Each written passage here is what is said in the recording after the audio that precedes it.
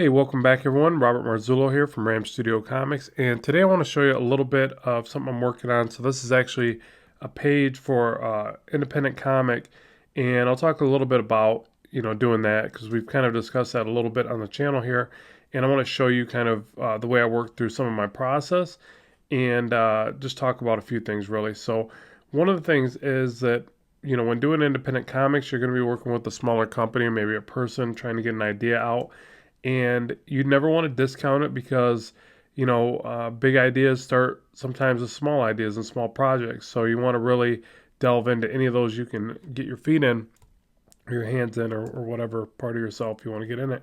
And what happens there is you learn so much through the process of doing this. So I'm going to show you a little bit of how I go through these scenes. And the top one is pretty much refined and completed. And then as you move down here, you see they start very rough, very loose. Uh, this panel, it says 1, even though it's not panel 1. Probably only me and 2 other people on the planet would even guess as to what that is, unless you can tell by a little bit of the refined work from the next 2. It's actually a train wreck, a bit of a train wreck of a sketch, to be honest. But I start off very loose, very loose to interpretation with this stuff, and very thumbnail and sketch-like, and then I refine it. And part of that refinement process, you can see I started to refine this panel. I go to mannequins first, and then I go to drawing over top of the mannequins with a little more refinement, and then I'll soft erase a few more times, and I'll get it to like this one you see here. Should probably make that brush a little bigger so we can see it. Excuse me. And I'm going to forewarn you, I'm a little under the weather. I actually probably shouldn't be doing a video today, but I wanted to make sure to bring you some content regardless of how I feel. So hopefully it tells you about my dedication to my YouTube channel. Anyways, so right here, you see this one's still pretty bad. Let's go ahead and work on this real quick, and I'll talk about a little bit of this process because I think it's really important for people to see kind of the drawing process in action. It's like we talk a lot about it, and I show you some how-tos and things like that, but you need to see how I work through it. So this one I would still consider a pretty bad sketch. Like this police officer doesn't even look correct. I get like these problematic areas, and then what I have to do is erase it back quite a bit and then come at it again. So what they're trying to do is catch the protagonist in the storyline. He's trying to make a break for it, if you can't tell. And so this is them cornering him. And let's get to drawing it in. So what I'll generally do is I'll come in here with again, this mannequin type stage, and with this stage I work out things like, for instance, I want the head pointed down a little bit further, so I change it as simply as that, and I make adjustments to the position of everything. So and obviously we've covered a lot of this type of drawing on the channel here thus far, so I'm sure you know exactly what I'm talking about if you've watched my channel. If you haven't, then maybe you're totally clueless as to what I'm talking about right now. I don't know. And then so we make these quick adjustments with the mannequin. We poise the characters and the poses and figure out, where everything's at, the positioning of everything. And the beauty of doing this is that you can make quick changes, and you get used to kind of glancing at the work from a distance. In fact, I'm probably even a little bit too pulled in too tight for this type of shot. One of the things I want to stress is like this. Like if you were to take this page and say, okay, obviously depending on the screen you're viewing it on, this is going to be a very small panel. So what I have to be aware of and be careful of is that I don't work on this panel like this, because it's not a splash page. It's a backup shot, or what, a long distance shot. Just like this one, I would say this one's actually way too detailed. Even these little lines and things like that, as far as reproduction, will generally get lost. So it becomes tricky to really think about that. Now, if it's an up-close shot like this face, you can fit in a little bit more detail, but you still have to be a little bit leery of making your line work too awfully thin in areas. So one person I would say to study that does it really well is somebody like David Finch. He does this really great style where he draws in everything with shadows. I mean, not everything, but you could definitely tell he's very aware of drawing in forms and shapes with shadows. So instead of worrying about the line under the jaw here, you might just start perceiving it quickly as the shadow that's under the jaw. And when you start to do that, you start to push your shapes forward and back on the canvas more, and end up with a better overall look. So something I still have to, strengthen my ability on perceiving, but I'm at least aware of it. So that's a good thing because that's how we learn. We first got to become aware of what's missing, and then we just, steadily improve upon it and learn and repeat the process through repetition, figure it out.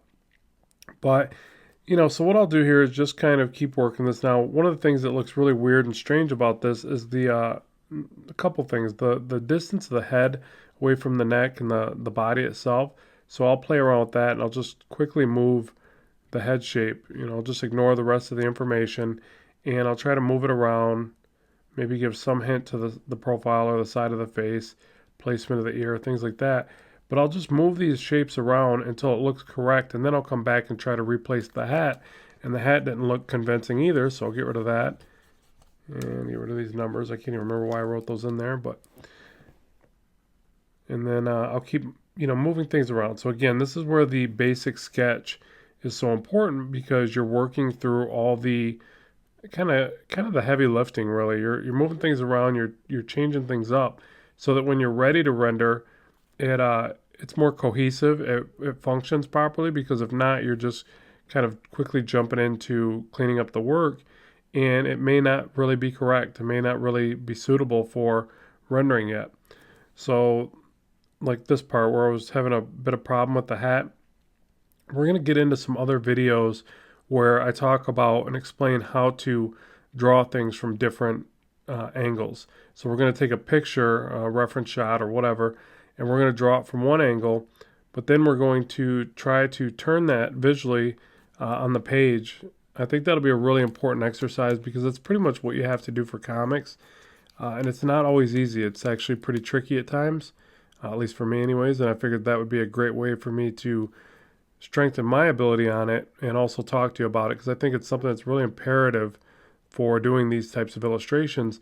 You've got to be able to take whatever reference you can find at any given day on something that may be trickier for you to draw, but you're hardly ever going to get the exact right shot and angle that you need. So you got to be able to turn that on the page, and that can be a tough thing to do. You see I'm kind of struggling with it here. So one of the things I'll do is I'll start to look at the image, maybe from the one I drew from the front. It was obviously really easy from the front because you'll see lots of excuse me, images like this. A view of a police officer from the front. You've seen that a lot, but you might not have seen as many views of a police officer from a downward angle unless you're hanging out in helicopters and hot air balloons. I don't know, but so that's where it becomes tricky, and you got to try to perceive what that shape will look like over here, unless you just get really lucky and you Google it and there it is. But I guess I don't get that lucky when I Google. Maybe I don't understand the algorithm as well as I should, or keywords or whatever it is. But yeah, so just getting that in place, keep moving lines around. I would say the single greatest thing that you can focus on, though, when you're trying to edit like this and figure it out, is that if you can spot that something's wrong, then you're almost there, or at least you have something to guide you. That's your compass. You could say, I at least see that it's not correct. So that's the first step, and that's a good thing. A lot of people will kind of complain because they go to draw something, and they're like, well, it just never looks correct to me. And I actually see that as a sign that they're on the right path, because if you draw it and you think it looks correct, but everybody else has to tell you it's not, that's the problem. You don't want that problem. You want the problem where you see flaws in your work, so you're constantly getting better, as long as you just don't obviously get discouraged and give up or something like that. But if you think that your stuff looks great and then you can't accept the fact that other people see something wrong with it, then that's really the true problem, because you're not going to be able to recognize your own faults and fix them. So if you can keep seeing that something's wrong, you just have to make a series of adjustments to the work over and over again, and hopefully it'll get there through that process. But you see, I'm probably not showing that as a great example here because my hat on this officer doesn't look quite convincing. But I'll keep messing with it. Another thing I'll do is bounce around. Let me move this up. Bounce around from panel to panel if I have to kind of, I think sometimes to gain inspiration.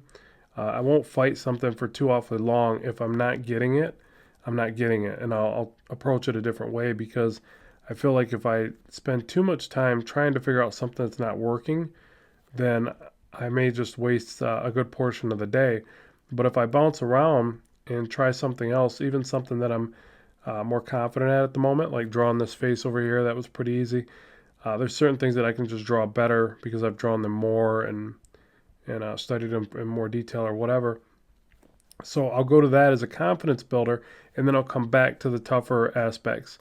Uh, but I won't forget about them. Obviously, I keep redrawing it till I can get it as good as I can for the time that's allowed. So that's the other thing I always talk about. Done is better than perfect, and you've got to ultimately conform to some sort of schedule, or you're not going to be able to complete this stuff. And I'm guilty of that as well. It's pretty hard at times. You know, you're always searching for inspiration and motivation. But again, you got to produce something at the end of the day, at the end of the hour. I wouldn't say, be a slave to the clock and really let it bother you, but you do have to be aware of it. You can't just ignore it, obviously. Pretty sure that goes without saying, but hey, Captain Obvious over here, right? Okay, so now we got a little bit of this. I'm trying to get some of these wrinkles in. Wrinkles are another stressor in my life. It's like some days I draw them okay, other days I struggle with them.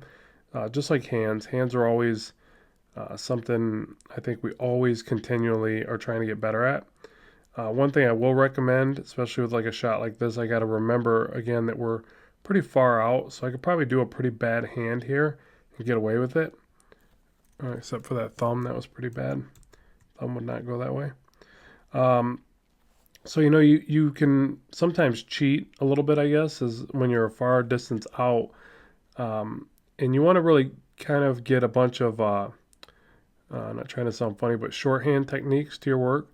So like you might get these series of hands where you draw them really quick, right? And you go, okay, this is a hand, almost like Disney type stuff. You ever notice they do like the really basic little quick stylized hand? And when you start to catalog a bunch of different ways to do stuff like that, you'll speed up in your work, and you'll start to realize that there's a lot of parts, areas in your work where you can use that, and it really doesn't hurt the work. It's really just as effective. Just like that shadow thing I said, trying to draw with shadows. From this angle, we're not going to be able to make out his eyes, and it would probably look silly if we did try to draw those in there. I don't know that I should have drawn them in right there. I might have probably just gotten away with some shadows in the eye areas there, but I'm going to go ahead and leave those because I already put the work in. But, just try to do this with shadows. Get that expression of him looking like, oh, junk, I'm caught, or whatever expression you like to use. And then get that in there, put some shadow under the neck, and get in and out of that little area really quickly is the main thing. So, because you do have to think about the size of the panel, the amount of information, the quick read of it, and that's it. You don't want to sit here and, stress about that face shot and go, well, let me zoom in really tight here and make it a perfect face. It's getting viewed from way back here. And that's also where in digital you have to really be aware of that, and you have to constantly zoom out of your work or keep a navigator window open so that you can see where you're at, because if not, you'll tend to, or I'll tend to get absorbed into a certain area of the work and not really pay attention or take that look from a distance like I need to. So yeah, get some of that in there again. Define some of these shapes, not with the line, but with the shadow they create. Really got to practice that more and more in my work.